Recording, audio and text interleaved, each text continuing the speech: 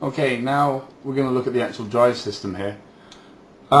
Similar principles in how it operates to the conventional Halo, Halo B, Reloader B2 and Magna loaders, but some significant differences that are really very important.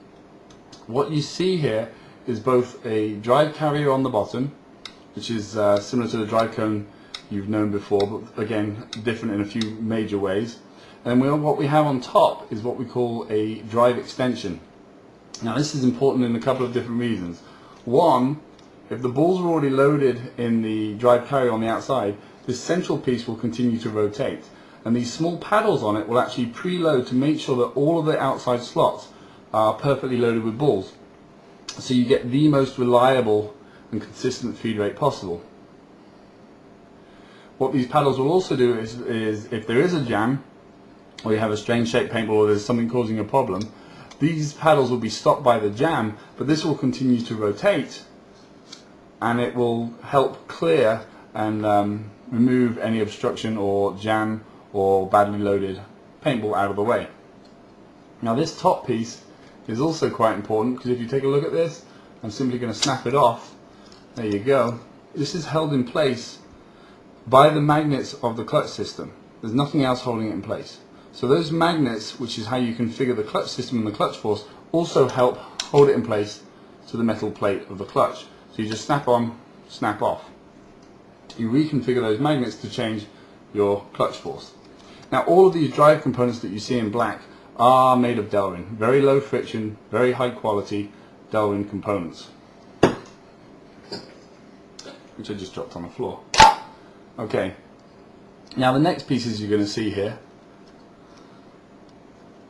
This is the clutch plate, and it's held in place by one single circlip, and the drive system here no longer has springs in it. I'm going to try and show you this.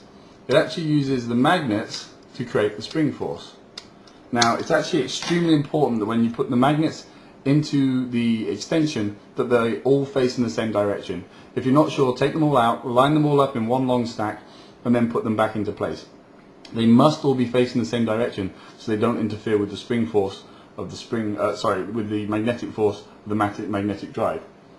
We've got rid of the spring system because the spring system had a lot of inherent problems and difficulties, and a lot of people had trouble resetting the spring when they were assembling the loader. So now it's very simple. You're just going to drop those parts one on top of the other, and I'll show you that.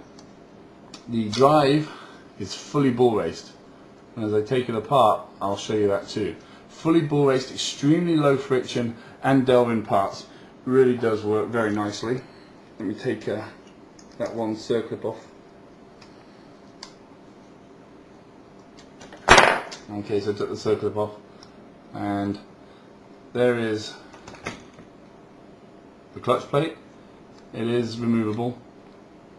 We only come with the star plate in the prophecy, and underneath you can see the magnets that are used to actually drive the system around.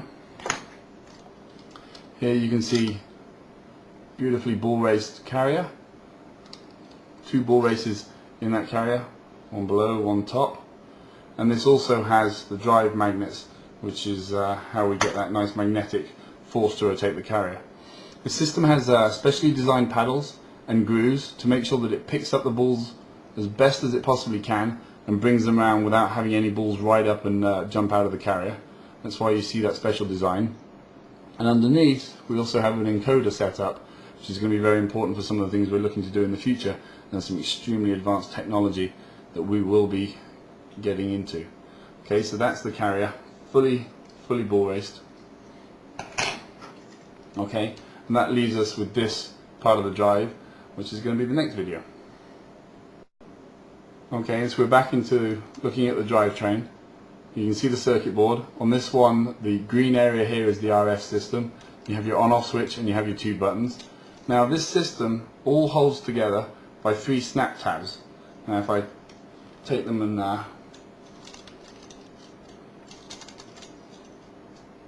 try and get my fingers in, it's a little bit fiddly. There's the one. There's the two.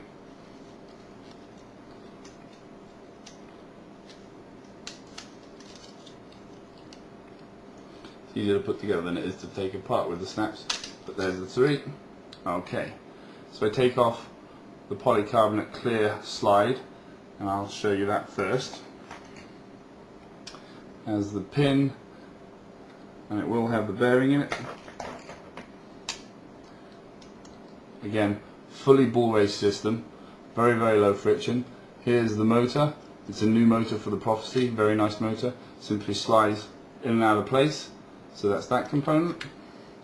This is clear polycarbonate because we actually have a sensor window here, and we can actually use a sensor to pick up what's going on with the balls as we drive them out of the system. And that again is part of some new technology we're moving towards. But it's all ready, and the Prophecy is built so that we can build upon this platform in a lot of different and very exciting ways. And then we get to the drive, and we've got a slightly larger pulley to reduce the gearing ratio and give us a little bit more torque than the previous Halo line with the belt. So it's still the belt drive system. And then I'm going to take the circlip off the bottom so I can take the rip drive shaft out.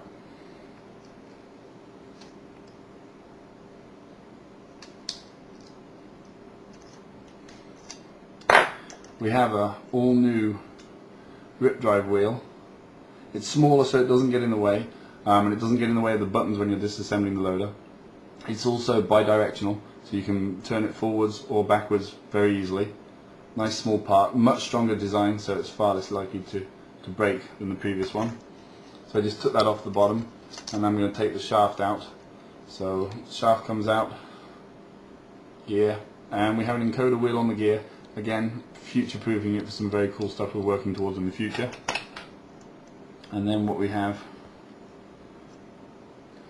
is the backbone, as they call it in the circuit board. And the circuit board very simply comes off the tags and lifts out, and that's the circuit board. You see there's no wiring system from running from one end of the loader to the other. We just have the connector on the front. With the standard Prophecy board, you have the microphone right up at the feed neck, so it gets the best possible signal from the gun right next to the feed neck. And then we have all the components as we move towards the interface at the back. And then the last but by no means least component is what we call the backbone. And you can see that this is excuse me, designed to be extremely lightweight but also extremely strong. This is the system that actually creates the locking components that locks all the body shell parts together and locks the floor together. It's glass filled nylon, lightweight but extremely strong. You can see how that's designed to be a high quality component but have the minimum weight possible. And that really is the backbone of the system and what the drive is all configured around. And that's pretty much as low as you're ever going to take the components apart. There are some little pieces with springs here that lock into place, but realistically you're never going to need to or want to take those out. Can do, but I wouldn't even bother. So that's all the way through the Prophecy.